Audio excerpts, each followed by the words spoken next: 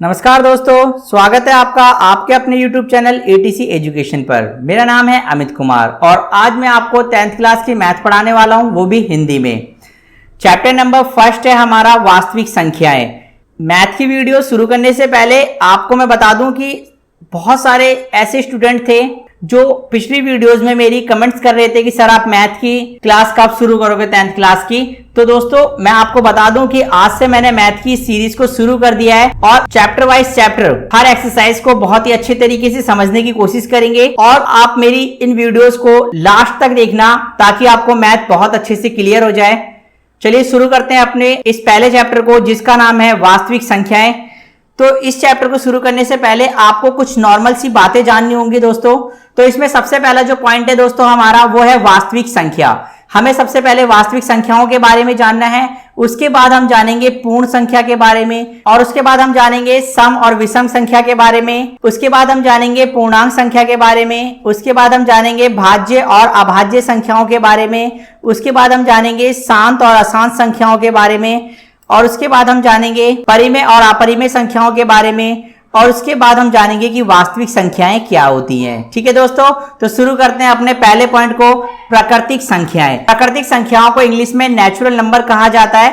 ये वह संख्या होती है दोस्तों जिन्हें आसानी से गिना जा सकता है, जैसे 1, 2, 3, 4, 5 इस तरीके से। ये इन्फिनिटी यानी कि अनंत तक होती है। बस इसमें एक नेचुरल सी बात आपको याद रखनी है दोस्तों, और वो ये है कि ये संख्या 1 से शुरू होती है, ठीक है, और अनंत तक चलती है। ये सारे के सारे नंबर पॉजिटिव होते हैं यानी प्लस में होते हैं।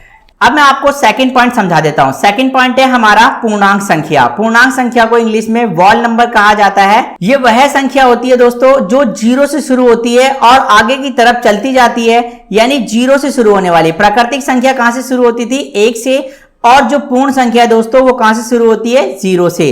बस यही एक 0 है जो इसको पूर्ण संख्या में बदल देता है। और ये भी संख्याएं प्लस में आगे की तरफ ही बढ़ती जाती है और अनंत तक चलती है यानी इन्फिनिटी तक।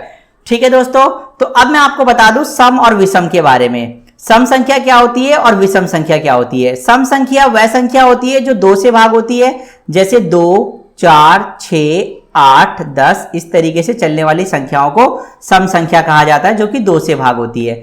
विषम संख्या किसे कहते हैं? जो 2 से भाग नहीं होती, जैसे 1, 3, 5, 7 इस तरीके से चलने वाली संख्याओं को विषम संख्या कहा जाता है दोस्तों। ठीक है, और अब मैं आपको बता दूं पूर्ण संख्या किसे कहते हैं। ठीक है, पूर्ण संख्या का इंग्लिश मीनिंग होता है इंटीजर्स नंबर। ये वह संख्या होती है जो माइनस इन्फिनिटी से शुरू होती है यानी माइनस अनंत से शुरू होती है और प्लस अनंत तक चलती है दोस्तों। जैसे मैं आपको समझा देता हूं, यहां पर देखिए, यानी माइनस का 100, माइनस का 99, माइनस का 98, माइनस का 97 इस तरीके से ये शुरू होती है और चलते चलते चलते चलते माइनस का 4, 3, 2, माइनस का 1 और 0 तक चली जाती है। इस तरीके से ये तो माइनस के नंबर हो गए दोस्तों, और ये 0 से आगे जाती है तो प्लस में चली जाती है, यानी प्लस का 1, 2, 3, 4 और ये इन्फिनिटी तक, यानी माइनस इन्फिनिटी से लेकर प्लस इन्फिनिटी तक जितने भी नेचुरल नंबर होते हैं वो सारे के सारे क्या कहलाते हैं? पूर्णांक कहलाते हैं। ठीक है दोस्तों, अब मैं आपको बता दूं कि अभाज्य और भाज्य संख्या क्या होती है। देखिए, प्राइम और को प्राइम नंबर। प्राइम नंबर अभाज्य संख्या, को प्राइम नंबर भाज्य संख्या।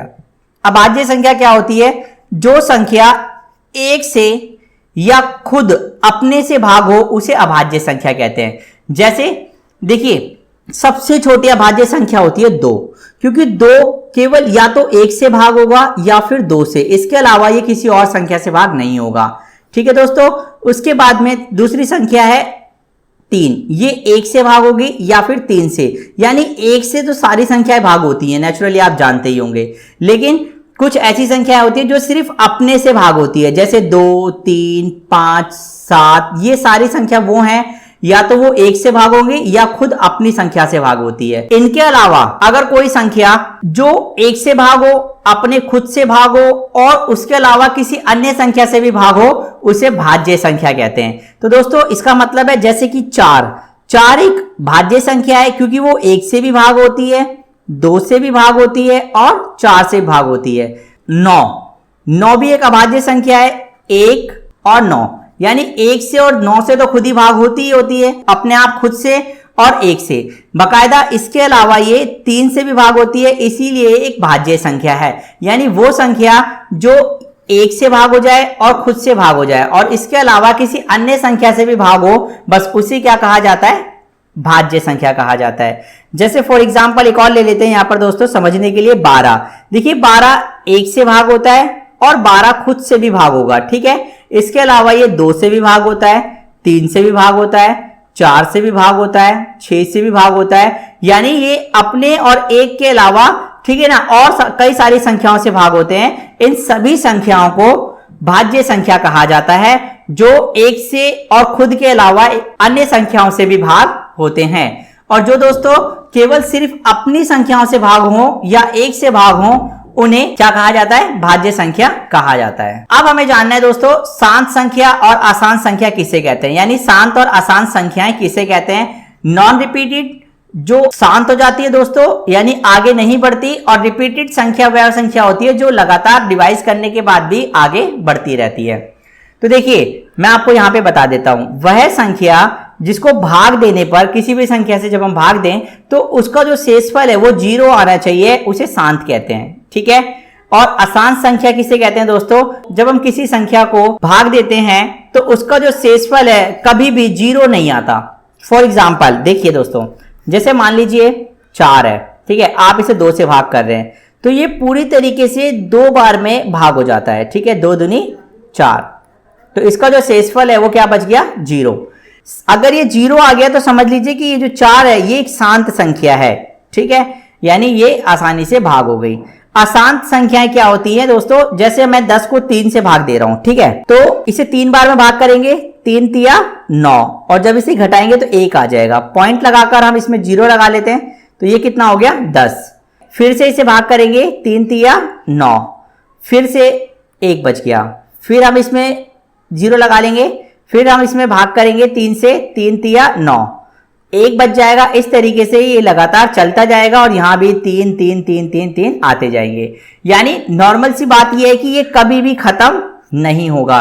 तो जो ऐसे डिवाइड होंगे उन्हें अशांत कहा जाएगा, जिसमें जो शेषफल है दोस्तों वो कभी भी 0 नहीं आएगा, ठीक है, उन्हें अशांत कहा जाएगा। लेकिन जब एक लंबी डिवाइड या छोटी डिवाइड करने के बाद में उसका जो शेषफल है वो 0 आ जाए तो समझ लीजिए कि वो संख्या शांत है, ठीक है दोस्तों। तो चलिए अब आगे देखते हैं हम परिमेय और अपरिमेय संख्या को। परिमेय संख्या और अपरिमेय संख्याएं क्या होती हैं, रैशनल नंबर और इरेशनल नंबर, ठीक है दोस्तों। तो देखिए रैशनल नंबर यानी परिमेय संख्या p/q के रूप में लिखी जाती है। ऊपर वाली संख्या को अंश कहते हैं और नीचे वाली संख्या को हर कहते हैं दोस्तों, ठीक है। यहां पर जो q होता है ना वो कभी भी 0 के बराबर नहीं होगा, क्योंकि अगर हर 0 हो जाता है, जैसे मान लीजिए 4/0 लिखते हैं तो इसकी जो वैल्यू होगी वो होगी 0। जैसे मान लीजिए 5/0 लिखते हैं तो इसकी जो वैल्यू होगी वो होगी 0।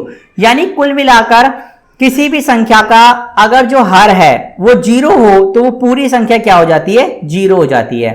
जितने भी नेचुरल नंबर होते हैं यानी जो प्राकृतिक संख्याएं होती हैं दोस्तों, वो सारी की सारी प्राकृतिक संख्याएं जैसे 1 2 3 4 5 6 ये सारी की सारी संख्याएं परिमेय संख्या होती है, यानी रैशनल नंबर होते हैं। क्यों, क्योंकि इनके नीचे आप 1 1 1 लगा सकते हैं, ठीक है दोस्तों। तो इस तरीके से जितनी भी प्राकृतिक संख्याएं होती हैं वो सारी की सारी क्या होती हैं, परिमेय संख्या होती हैं। और अपरिमेय संख्या यानी इरेशनल नंबर, ठीक है दोस्तों, ध्यान से समझना है आपको कि अपरिमेय संख्या क्या होती है। अपरिमेय संख्या, सबसे पहली जो अपरिमेय संख्या है मैं आपको बता देता हूं, वो रूट से निकाली जाती है, यानी कि जिनका पूर्ण वर्ग ना हो, जैसे कि 2 का पूर्ण वर्ग नहीं होगा, ये एक अपरिमेय संख्या है। 3 एक अपरिमेय संख्या है, √5 एक अपरिमेय संख्या है, √7 एक अपरिमेय संख्या है। इस तरीके से पाई एक अपरिमेय संख्या है दोस्तों, यानी कि वो सारी संख्याएं जिनका वर्गमूल सही ढंग से या पूर्ण रूप से नहीं निकाला जा सकता, वो सारी की सारी अपरिमेय संख्या होगी। √4 ये एक परिमेय संख्या है, क्योंकि इसको जब हम रूट से बाहर निकालते हैं तो इसकी वैल्यू आती है 2, ठीक है दोस्तों। इस तरीके से ये कोई भी संख्याएं रूट से बाहर नहीं निकलेंगी और ये सभी संख्याएं अपरिमेय संख्याएं होंगी जो रूट से बाहर नहीं निकलेंगी। ये परिमेय और अपरिमेय संख्याओं को जानना बहुत जरूरी था, क्योंकि आपके इस चैप्टर के अंदर इनका थोड़ा बहुत यूज भी है। और अब जानते हैं हम वास्तविक संख्याओं के बारे में, यानी रियल नंबर के बारे में दोस्तों, क्योंकि यही हमारे चैप्टर का भी नाम है। तो वो सभी संख्याएं जो हमने ऊपर पढ़ी हैं, ऊपर का मतलब दोस्तों जितनी भी संख्याएं अभी तक हम पढ़ते आए हैं, जैसे प्राकृतिक संख्या यानी नेचुरल नंबर, ठीक है, वॉल नंबर, इंटीजर्स नंबर और even and odd number, prime number and coprime number, non repeated and repeated number, prime and coprime number.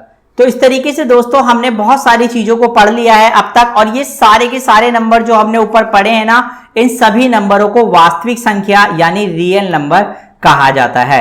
और अब हमें इसी से रिलेटेड अपने चैप्टर को शुरू करना है। हमारा ये चैप्टर फर्स्ट है दोस्तों, और इस चैप्टर के अंदर हम बहुत सारी चीजें अब शुरू करने वाले हैं। ये कुछ बेसिक चीजें थी जो आपको जानना जरूरी थी दोस्तों। तो ये आज की वीडियो है, और अब हम कल अपनी इस वीडियो में फर्स्ट चैप्टर को शुरू करेंगे यानी स्टार्ट करेंगे दोस्तों। तो अगर आप मेरे चैनल पे नए हैं तो प्लीज प्लीज प्लीज इसे सब्सक्राइब कर दीजिए, और मैथ की वीडियोस आपको लगातार मिलती रहेंगी। जय हिंद, जय भारत।